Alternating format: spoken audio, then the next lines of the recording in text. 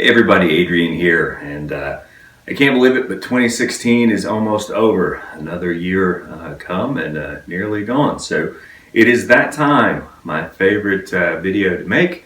This is actually the second installment of my top blends for the year. So when I went back to look at the list and rewatched the video from 2015, I was surprised at a couple of the ones that were on last year's list that just, for whatever reason, I have not smoked hardly at all this year. Still really like them, have no reason, but as you get off on different kicks with certain blends, or you get on a run of trying a bunch of new ones that you've heard about, or you've read about and you want to try a lot. I did try a lot of new blends this year. And I was surprised to find when I started making the list for this year, I was having such a hard time coming up with 15, which was no problem last year. 15 that I felt really were special enough to be included on a year-end list. But I did. Went back and forth, penciled some in, scratched them out, and then ultimately inked a list, which I have here. I got into a lot of bulk offerings this year. As I build up my cellar and discover more and more blends that I really enjoy that are offered in bulk, that was really more appealing to me this year as opposed to the 1.76 ounce tins. Plenty of those as well. Some of my favorites are only offered in a 2 ounce tin or 50 gram tin. So, but I don't have as many visual aids this year simply because a lot of the ones on the list just came in a nondescript bag, and fine with that. You're able to put away a pound of something for a fraction of the price, and it only gets better with age in a jar. I'll take it, and I'm happy to recommend the ones that I think will blend really well to that long-term enjoyment. So last year I split the list fairly evenly between blends with Latakia and blends without. This is not an even balance. I still have that breakdown, but there are many more, probably 2 to 1 blends without Latakia this year. I really got on a kick with Burleys, Virginias, and a lot of dark fire Kentuckys. I'm looking at this list, I'm like, well, I guess that's where my my wheelhouse lies, and the flavor profiles that I tend to really gravitate towards. So, and I also noticed too that with blends that contain Latakia, a lot of them are kind of on the sweeter side, and I tend to enjoy that more. Whereas, with a few exceptions, blends that don't have Latakia, I like stuff that just punches you right in the mouth. Stuff that just has a lot of spice, a lot of pepper. And I think you'll see why when I go through the list. So we'll start with the blends that have Latakia. It's the shorter side. I love Dunhill. I have not smoked a Dunhill blend that I didn't enjoy, and I love that ribbon cut, and I know I've expounded their virtues on other videos, so I won't go into too much detail. But the My Mixture Baby's Bottom, which is now BB 1938, 601, half a dozen the other.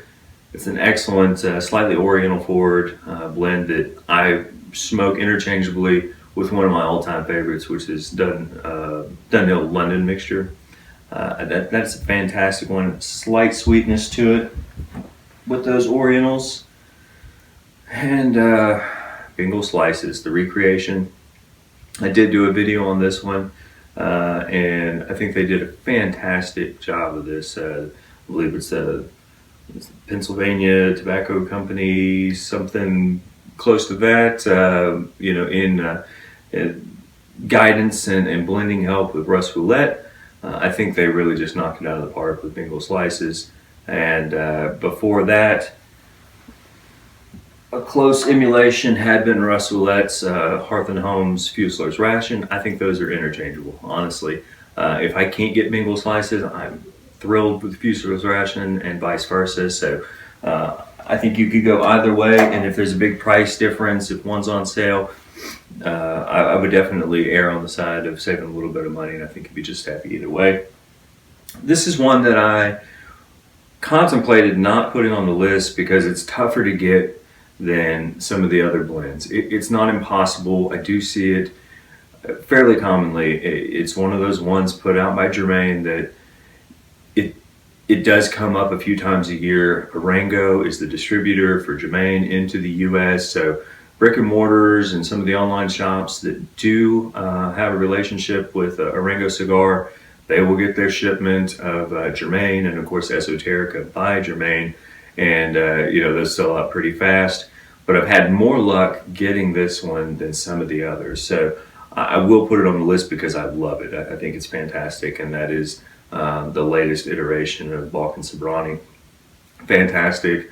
The Orientals in this one are just so smooth, to me, this one, right along with London Mixture and some of the other Oriental forward blends that I've mentioned, it's just such a smooth, slightly sweet zestiness out of the Orientals, and the Latakia is just in the right proportions for me. This one doesn't need any aging in my mind, and I think that holds true with all of Germain's offerings and the Esoterica line. It just seems like they've aged them for you. The quality of the tobacco is just fantastic. So these are ones that, yes, I would love to have a cellar full of, but they're not ones that I'm necessarily feeling like I need to consciously jar up, date, and wait till 5 years, 8 years, whatever it is to really get full effect. I can pop a tin, let it dry a little bit, and it's just absolutely fantastic. Let's see here. So we covered the majority of those. One that I don't have to show you, it was a bulk that I got from LJ Peretico, and that was Omega. The fantastic Latakia blend. Really enjoyed that. Need to get some more. I went through the few ounces that I got fairly quickly, so I would strongly recommend that. I will recommend it to myself. I am definitely going to restock. Going to blends without Latakia, one that it's almost kind of an honorable mention, but I go to all the time, and it's a really old, established offering from GLPs from the original blends. I did Odyssey last year.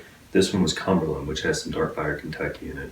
Fantastic blend, just absolutely incredible. GLPs, bravo. Again, I haven't smoked one of his that I didn't enjoy for what it was. Cumberland is no different. Haunted Bookshop by Cornell and Deal is one that if I had 10 pounds of it, I would probably smoke 9 pounds of it before I smoked a pound of another blend. I just don't get tired of it. It's right at the threshold for the pepperiness and the spiciness that I do enjoy from the Burleys and the Red Virginias that are in that blend. You can enjoy something a little bit stronger occasionally, but for a go-to every day, Haunted Bookshop is the very top of the spectrum for me, and ones that I can enjoy several times a day, day after day. One that should have made the list last year, honestly, it was an oversight. That it's an amazing blend, and it's not a new to me blend, but it has to be on this list because it's one that I love to go to and reach for all the time. And that's another Russ Roulette creation, and that's the Hearth and Home, the Prati, which also has a little bit of Dark Fire Kentucky in it. One that got off to a bit of a rough start. Got a tin of it, came out back in spring of 2016, and I fell in love with it, and then they had all sorts of issues. Cornell and Deal with their Cellar Series entry Bijou, just amazing, fantastic flake with a slight honey note to it. They had a bad batch of humectants, antifungal, I believe, was the reasoning there, and a lot of people were having mold issues with their tins, and from what I understand, Cornell and Deal did a fantastic job replacing anybody's tins. They opened it and they realized there was a mold issue, and they got that taken care of right away. I haven't seen anything in social media in a long time about people opening newer tins of this and having a problem with it. So by all means, I would wholeheartedly recommend Bijou. It's just a fantastic, slightly sweet Virginia flake that's an all day, every day. This one is it's a vapor, but it's very light vapor. Very, very minimal amount of barrique in this one, and some bright citrusy Virginias. I love it. It's the Lane Limited 125th anniversary. I was really surprised by this one. I didn't know what to expect, and I just fell in love with it. This, to me, is kind of some of my favorite Connecticut wrap cigars. What a fantastic early in the day smoke to get your palate going. There's a stronger offering, been around for a while though, and this was one that I went back and forth. Should GLP's Cumberland be on the list, or do I include Peterson's Irish Flake? Ultimately, I give the nod to Irish Flake because if they're sitting next to each other on the shelf, I see myself reaching for Irish Flake, maybe 10% more of the time. So it's that close. Fantastic. It's full-bodied. It's the equivalent of a sun-grown wrap cigar. It's got plenty of body, and people have said that it's fairly strong nicotine-wise as well. You don't want to smoke this one on an empty stomach, along with Haunted Bookshop, a couple of the others. To fully enjoy those, you got to know your dose. Irish Flake. It's a really good one. This is another one that is tough to get, not impossible, and I hate including stuff like that when I'm recommending these things to people and they have a hard time going out and getting them. But if you're patient, set your alerts online for the folks that routinely get Germain tobaccos in.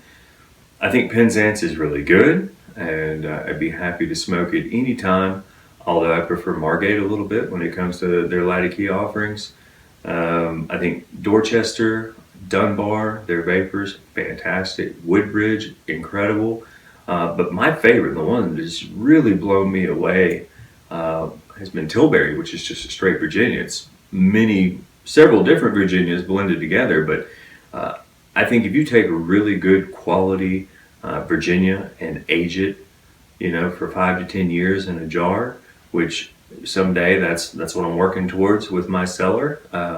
I think that's what you already get right out of the tin with Tilbury. I just can't imagine this stuff getting any smoother, any more just creamy, and there's complexity here. I mean, the flavors just run the gamut within the Virginia, what you would typically associate with Virginia tobaccos. I mean, you'll get the grassiness, the hay, and then the citrus, and then the dark dessert, bready, kind of buttery, and then almost some deep bass notes, like currant and pomegranate and things like that. So don't want to overhype it too much because I know it's a pain to get a hold of, but if you can get Tilbury, I don't think you'll be disappointed. It is wonderful, especially if you love a good straight Virginia blend.